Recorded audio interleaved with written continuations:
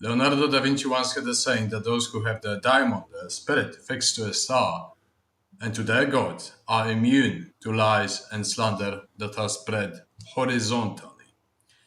Now, what does it mean? It means that no matter how many counter narrations, and if you are an opponent in the system will react in order to defeat you, destroy you, contradict you, smear you, bury you in lies.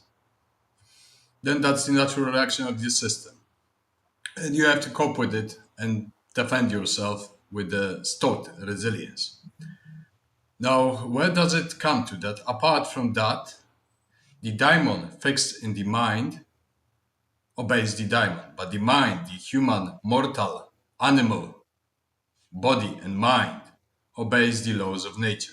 So the daimon may direct your force and fix your mind towards certain proclivities and inclinations.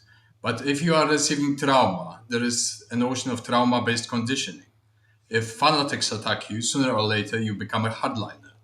That is the idea of conditioning, trauma-based conditioning. Now, we cannot defeat the human animal body or mind. That is, if somebody would chop off my hand, it wouldn't grow back. I would have to reorganize with an amputated arm. In the same way, if the damage to the brain, the neurological wiring and conditioning is immense, you have to live with that and you have to readapt and navigate through it. So, if you sustain super mundane damage for 19 years from the opponents that try to destroy you, it's either paranoid or it may be true in certain respects. And you need to find the way to navigate through a damaged, wrecked mind in order to arrive at certain heuristically optimal conclusions and actions. You need to constantly fight. It is not a question of laying down your arms and being defeated, but a notion of philosophy, a notion of training, a notion of meditation, contemplation, reorganizing, and so on and so on. So in sum, although there are certain external forces that may help you fix the mind and put it back together, and that is of great importance, the prime work is done on your behalf. So the sooner you start, the better, at least in the occult magical theurgical paths. And referring back to the Leonardo da Vinci saying there are two types of people. Those who are stubborn in their stupidity, their delusions, ignorance, and so on, as some religious, fanatical, religious, nationalistic freaks.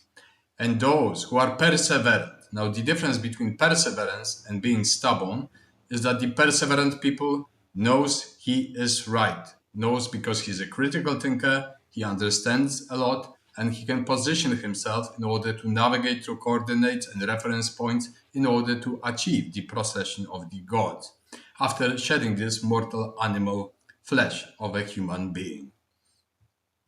Now, how do we know whether we are stubborn in stupidity or perseverant in things that are right? Well, I wouldn't introduce a youth to it, but if you derive your inner truth from subjectively experienced facts, from established science and learned magic and philosophy, and a breadth of experience, sooner or later you arrive that you are in the right, and you don't need to convince anyone to this rectitude. It is usually the opposers that try to convince you that you're in the wrong, and they try to manipulate and meddle in your systems of cognition in order to convince you that you are in the wrong and they're in the right. And this is their triumph, the triumph of the enemies. So as long as you oppose in this, in minority, in this niche of niche, and you have a reaction from the divinities, from the spirits, then you know that you are waging a solitary war that is in rectitude, that is perseverant. And if you are non-stop attacked and assaulted, and the attempts to brainwash and indoctrinate you are from without, from the other side, then you know that you are a solitary person encircled by this umbrella of nonsense, of delusion and ignorance, and your point is to bypass it bypass all of those lies, ignorant delusions, religious freaks, fanatics, and so on, and hook up to the gods continuously. Only in such a way you may be victorious. Because if you fall to the scripts of the religious nonsense, if you fall to those narrations of the enemies, then you're as good as a pacified slave. Like many others, they've got easy living, they've got the simpleton's life, and they are not dangerous in the sense of the power struggle for immortality, for divinity. They are swept under the carpet and forgotten with their grave and their names that are irrelevant, like shadows on the wind. So, the battle point is to establish this inner truth, to establish this daimon that is linked to your gods and that you follow it throughout your life and beyond your death in great toil of the gods.